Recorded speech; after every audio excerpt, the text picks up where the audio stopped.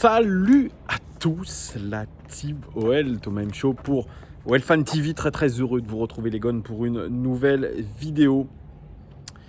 C'est avec le cœur lourd, le cœur triste aujourd'hui que je me résous un petit peu à cette défaite de l'Olympique Lyonnais. Cette non-qualification en finale de Champions League. Pourtant, j'y croyais, je pense que vous aussi vous y croyez. Tout le peuple lyonnais y croyait, les joueurs y croyaient, le staff. Et je crois que, franchement, si on se remet un petit peu dans cette blague un petit peu potache, même ce slogan un petit peu potache, il y a cher moyen. Oui, hier, il y avait cher moyen contre cette équipe du Bayern Munich. On a fait douter cette équipe du Bayern Munich. N'y allons pas par quatre chemins.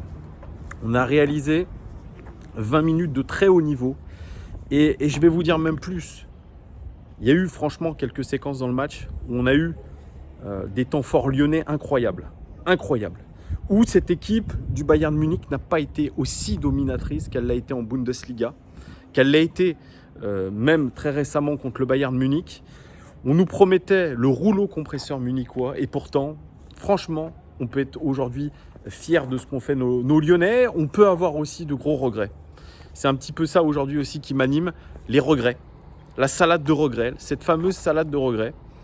On avait tout en main pour réaliser le parcours de la mort, le parcours idéal. Je vous le dis les gars, je vous le dis, c'est pour ça qu'aujourd'hui, je vous fais d'ailleurs ce débrief un peu tard. Voilà, bon, j'ai quelques contraintes familiales, c'est sûr, mais voilà, j'étais un petit peu vaseux ce matin. Hier, pendant le match, j'étais fou. Quand il y a eu la première occasion de Memphis Depay, j'étais dingue. Et je me suis rappelé une phrase qui a bercé ma jeunesse.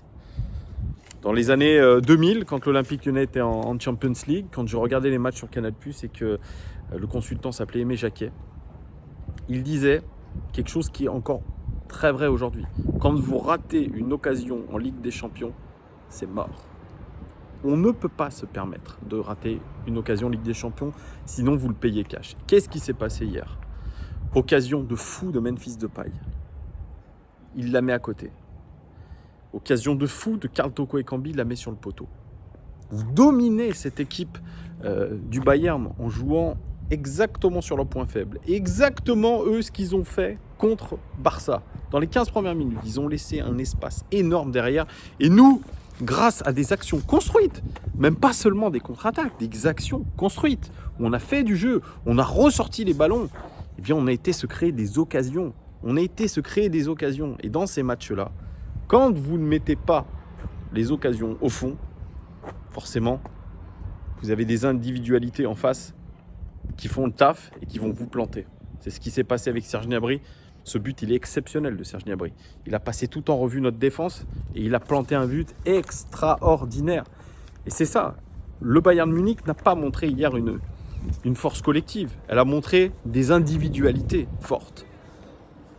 Voilà, c'est ce qu'on peut dire. Nous, on avait une équipe solidaire, on avait une équipe organisée, mais on n'a pas réussi à mettre le but au moment où il le fallait. On n'a pas réussi à ouvrir ce score qui aurait, je pense, changé complètement les choses. Alors, est-ce que Rudy Garcia aurait dû aligner la même équipe que lors de la victoire contre City? C'est pas évident. C'est pas évident à dire. Moi, je pense qu'il aurait dû quand même mettre Dembélé d'entrée. On a bien vu les limites de Memphis Depay, encore une fois, sur ce match, mais j'y reviendrai ensuite dans les notes. C'est ça qui est un petit peu le plus frustrant, c'est que je pense qu'il y avait quand même peut-être des ajustements à faire. Même pendant le match, faire peut-être des ajustements un peu plus tôt. Voilà, c'est pour ça, aujourd'hui, je vous le dis, je suis dans le regret. Je suis dans la tristesse, parce qu'on a vécu quand même un sacré été. Une sacrée épopée quand même. Ils nous ont rendu fiers, nos Lyonnais. Ils nous ont rendu fiers. On va pas bouder notre plaisir. Mais ce qui s'est passé hier contre le Bayern Munich, c'est l'inverse de ce qui s'est passé contre City, où au final City a raté des occasions. Et quand je vous l'ai dit, vous ratez des occasions de Champions League, vous le payez cash. Nous, on avait été extrêmement réalistes. Et là, pour le coup, on a créé du jeu, on s'est créé des vraies occasions. Vous le verrez dans mon débrief statistique, les expected goals sont véritablement pas dégueulasses pour nous. Franchement. Donc c'est pour ça, aujourd'hui, c'est ce sentiment qui domine. qu'on avait les cartes en main et que malheureusement, on n'a pas réussi à être finalement tueur devant le but. Et franchement, on peut aujourd'hui s'en vouloir. Parce que forcément, là aujourd'hui, on se dit, on passe du Bayern Munich à Dijon, à la Ligue 1, parce qu'il n'y aura pas de Coupe d'Europe. C'est une première depuis 1996. Certes, c'était peut-être improbable, miraculeux peut-être de prendre une place en Coupe d'Europe, c'est vrai. J'y croyais, nous y croyons tous, mais voilà, il y aura un match par semaine de Ligue 1. Et forcément, on va perdre des individualités. Juninho parlait de Houssem Aouar et de Moussa Dembélé. On a vu qu'il y avait eu aussi un petit couac dans la communication, puisque Rudy Garcia disait que Juninho avait parlé un petit peu trop tôt. Il l'a dit d'ailleurs aussi, je crois, sur le match d'avant, sur le match de la Juve. On voit qu'il n'y a pas une symbiose quand même incroyable entre Juninho et Rudy Garcia. Il va falloir, je pense, reconstruire l'équipe. Parce qu'on a vu que notre équipe, elle était capable, sur des grands matchs, d'être solidaire avec une certaine équipe, avec certaines individualités qui ne seront probablement plus là. Et la difficulté pour notre équipe, c'est qu'on l'a vu, elle a du mal dans le jeu. Elle est plus forte quand il y a de l'opposition en face, quand il y a des grosses équipes, quand elle doit jouer en contre-attaque. Et encore, je minimise un petit peu cette chose-là parce qu'on l'a vu contre le Bayern Munich. Il y a eu quand même du jeu, il y a eu de la construction. Je le répète, dans les premières minutes, on a vu des vraies occasions construites. Donc ça, on est capable de le faire par moment. On a plutôt bien défendu aussi. Mais voilà, quand on va devoir revenir au championnat, à Dijon, à Angers, à Amiens, et qu'il va falloir faire le jeu, on ne pourra pas rester dans notre 3-5-2. 3-5-2, bien sûr, vous pouvez faire du jeu avec. Mais là, cette formation-là, elle était adaptée à une certaine situation, adaptée à un Final 8. On ne pourra pas rééditer ce 3-5-2. Par exemple, contre Dijon, ça serait contre-productif. Il va falloir recentrer cette équipe, je pense, autour de peut-être notre futur leader. C'est Maxence Cacré, qui devra être prolongé le plus rapidement possible. Et puis, autour de lui, un petit peu articuler tout ça. Il va falloir faire un mercato intéressant. On a récupéré quelque chose comme 90 millions d'euros avec cette Ligue des Champions. On peut ajouter 100 millions pour les ventes de Moussa Dembélé et de Houssem Aouar. Voilà, ça fait quand même un sacré magot. Sacré magot, c'est comme ça qu'on dit. Mais nous ne serons pas en Coupe d'Europe la saison prochaine. Il faudra vraiment trouver des ressorts psychologiques pour retourner en Ligue des Champions. Bon, en Coupe d'Europe du moins, mais probablement la Ligue des Champions dès la fin de saison prochaine. On n'a pas le choix de toute façon, c'est vital. J'ai toujours en tête ce que disait mon pote Hugues. Quand vous n'avez pas de Coupe d'Europe, vous retournez 5 ans en arrière. On verra comment ça va être géré, on verra comment ce mercato va être géré. On a quand même des joueurs sur le banc de touche qui sont intéressants, qui mériteraient peut-être d'être un peu plus vus. On peut penser peut-être à Ryan Cherki, on peut penser à Gianlucas, qui soi-disant est très fort aux entraînements. Même un Jeffrey Adelaide qui mettra un petit peu de temps, je pense, pour revenir des croisés, mais lui aussi aura sa part dans ce renouveau. À quel poste, ça encore une fois, ça sera à Rudy Garcia de le mettre en place. Voilà, on a une charnière centrale qui tient la route. Marcelo Denayer, elle est vieillissante. Marsal, il a 31 ans, il était peut-être à son prime. Voilà, on ne pourra peut-être pas tirer le max. Et puis on a sur les latéraux, on a quand même un Melvin Barr qui attend lui aussi son heure. Voilà. Est-ce qu'il aura un destin à la Maxence Cacré ? On lui souhaite. En tout cas, voilà, il va falloir reconstruire et essayer de maximiser en tout cas nos talents et essayer de faire un mercato intelligent. Probablement avec des joueurs qui seront un peu moins talentueux, mais des joueurs qu'on pourra aussi peut-être améliorer, qu'on pourra polisser, qu'on pourra tailler un petit peu comme des diamants. Il faudra être très intelligent. Alors ça va être le rôle un petit peu de Juninho, de Garcia, de Chérou, de Gérard Houllier, peut-être aussi de Jean-Michel Aulas. Ça, pour moi, ça va être un sacré casse-tête que tout le monde s'accorde. Parce qu'il y a beaucoup de voix un petit peu dissonantes dans le club. Vous l'avez bien vu avec cette communication entre Garcia et Juninho. On n'est pas vraiment d'accord. On a un Rudy Garcia qui est en fin de contrat dans un an. C'est ce qu'il a fait à Marseille, notamment avec Kevin Strootman, qui est toujours qui est toujours à Marseille et dont il n'arrive pas à se débarrasser. Donc probablement que lui aussi n'aura pas forcément son mot à dire sur le marché des transferts, mais comme c'est une forte personnalité, un fort caractère, ça peut péter aussi.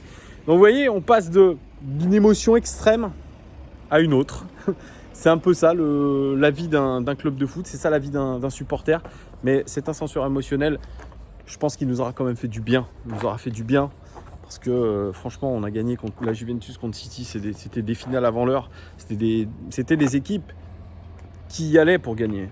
Et nous, on a réussi à les faire déjouer et à faire quelque chose de beau 10 ans après. Malheureusement, ça ne sera pas en finale, mais c'est comme ça. Voilà les gones, petite analyse statistique. Vous en avez l'habitude. 9 tirs côté lyonnais, 19 tirs côté bavarois. Mais je tiens à nuancer aussi parce que dans le premier quart-temps, nous étions à égalité au niveau des tirs. Et c'était la même chose en début de seconde mi-temps, quand on a eu un temps fort avec la rentrée de Moussa Dembélé. Donc voilà, on a quand même tenu tête. Et je vais vous montrer aussi un autre chiffre un peu plus tard qui montre que franchement, on n'a pas été dégueu. 3 cadrés seulement pour les Lyonnais et 8 cadrés sur les 19 tirs pour les Bavarois. Vous voyez, il y a eu une bonne pression quand même sur le but d'Anto.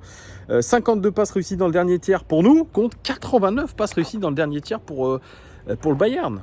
C'est pas beaucoup, 89 passes réussies dans le dernier tiers, alors c'est une équipe qui est très très haute sur le terrain. Mais franchement, au niveau du pressing, ça n'a pas été extraordinaire. C'est un petit peu comme City. Ils ont été décevants, le Bayern, par rapport à leur pressing. Mais peut-être aussi que le système mis en place par Rudy Garcia a fait que on les a mis un petit peu en échec. Donc ça, il faut le dire aussi. 16 attaques côté lyonnais, 43 attaques côté bavarois. Il y a eu de l'intensité. Ils ont été obligés de mettre les bouchées doubles les Bavarois. Et regardez cette statistique intéressante.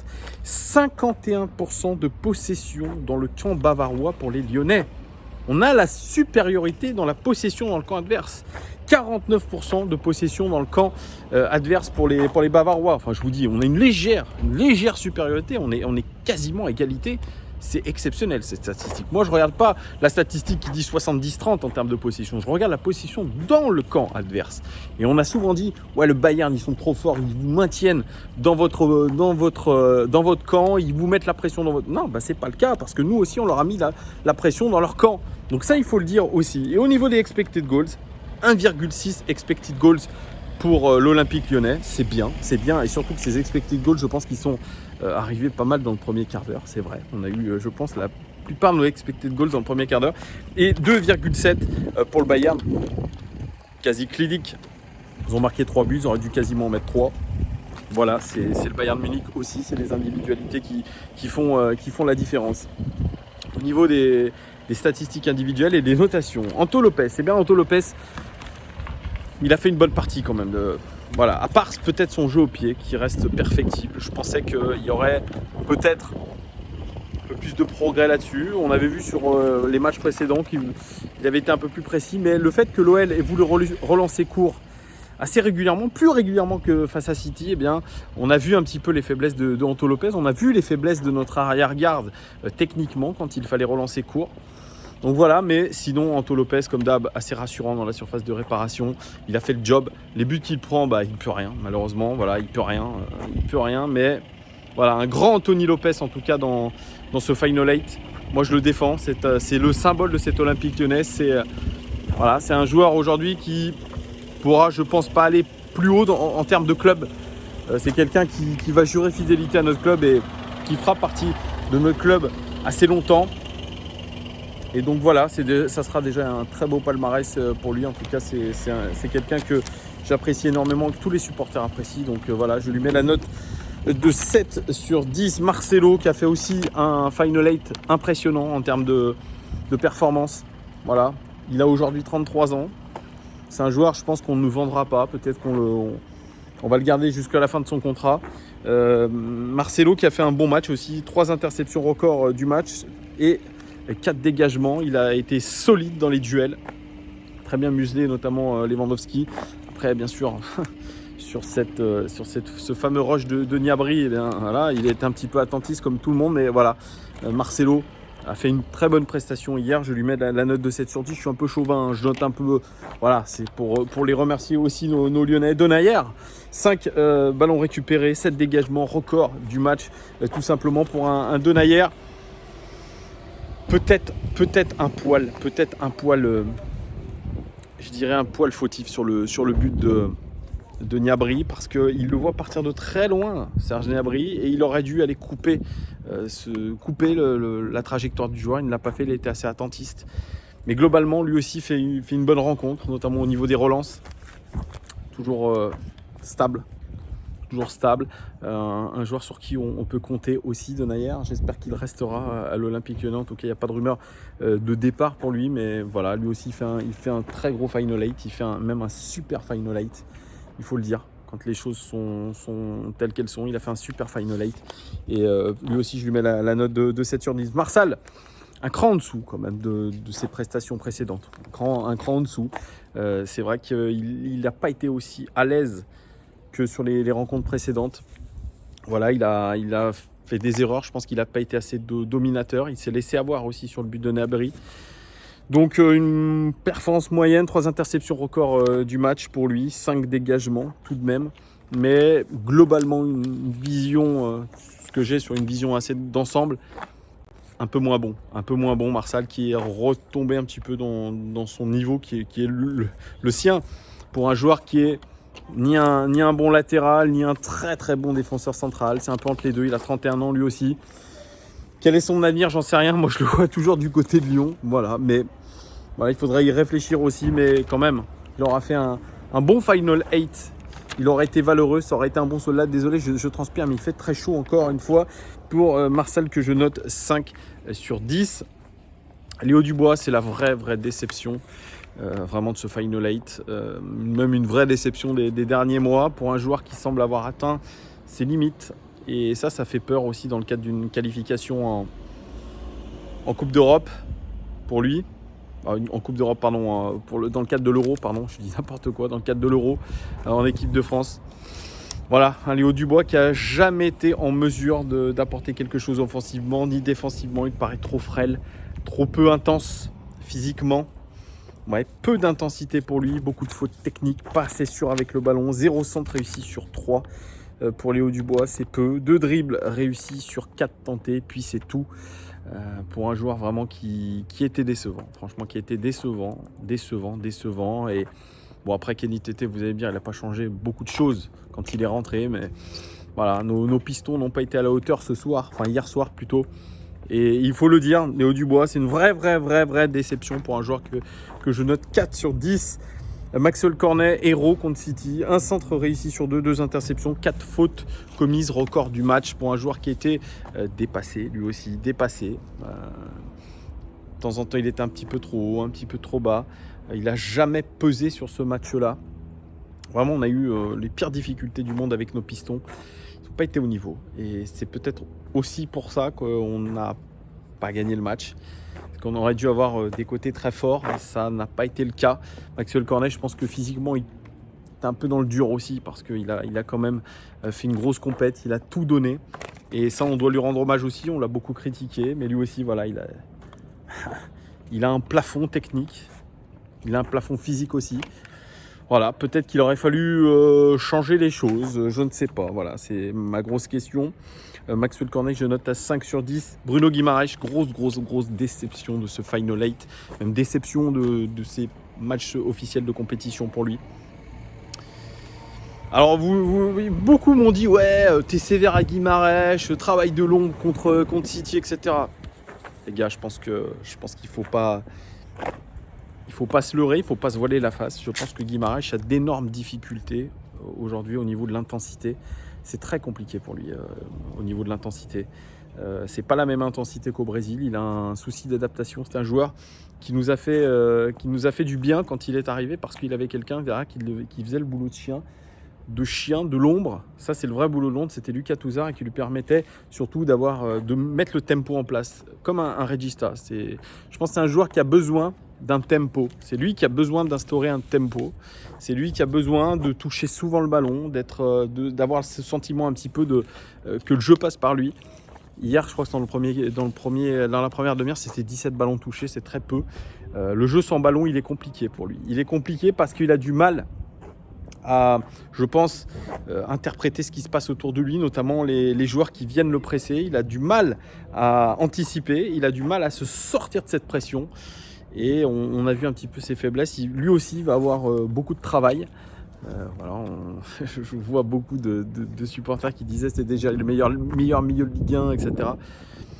Je pense qu'il faut se calmer. Il faut se calmer, voilà, sans crier au loup, sans le dénigrer plus que ça. Hein. C'est un joueur qui va devoir progresser, ce qui est normal. Il est dans un contexte d'adaptation. Il aura fort à faire, mais je pense qu'il va monter en puissance tout au long de la saison. Mais c'est un mauvais match, un mauvais final 8 en tout cas pour lui.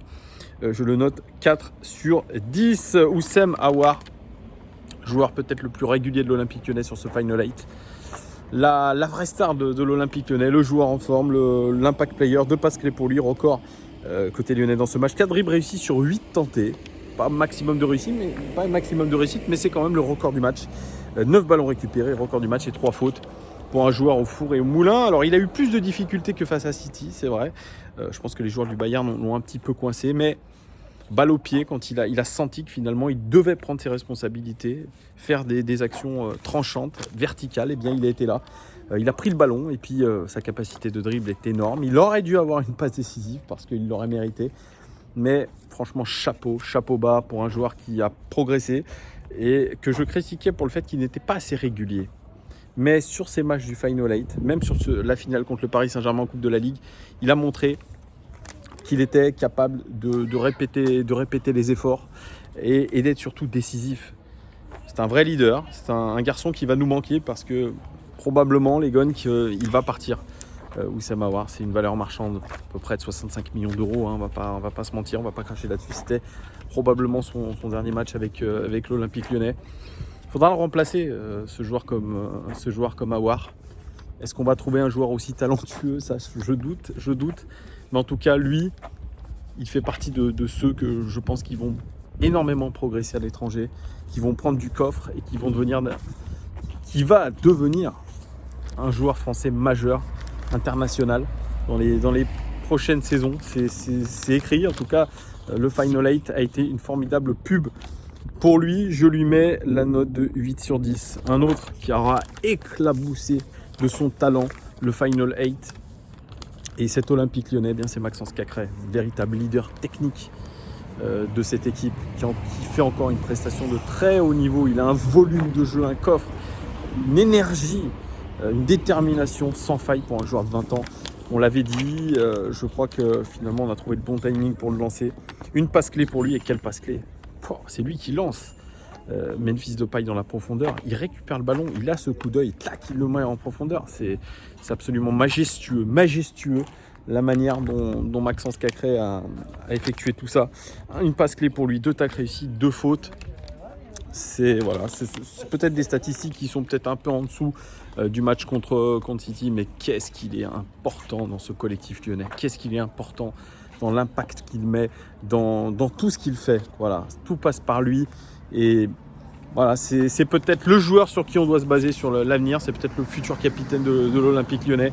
C'est un joueur qu'on doit blinder, à qui on doit mettre beaucoup d'argent pour le garder parce que vraiment il sera essentiel dans notre équipe. Je lui mets la note de 8 sur 10. Lui aussi, il le mérite largement et amplement.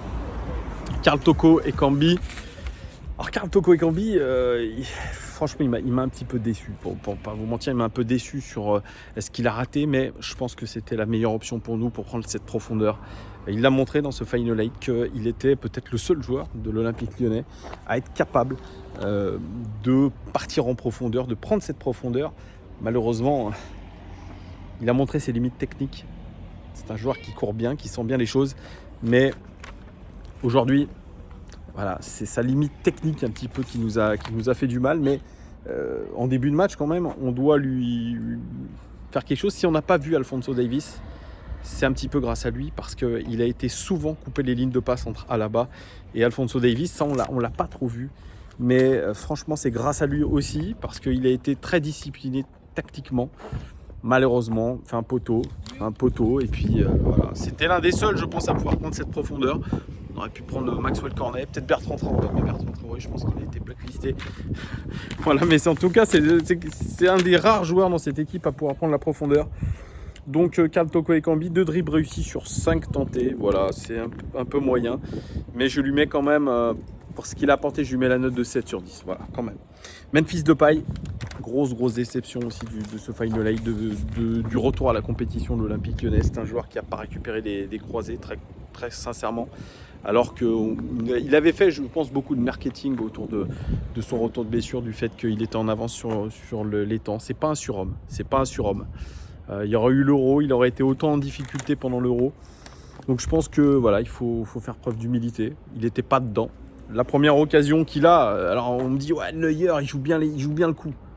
Ouais, il joue bien le coup, mais quand vous êtes un joueur de la trempe de Memphis Depay, vous savez que vous êtes capable de piquer ce ballon au-dessus du gardien. C'était largement possible. Il n'a pas eu cette lucidité. Il a été peut-être envahi par ce manque de confiance, par son physique peut-être qui le trahissait, qui le lâchait.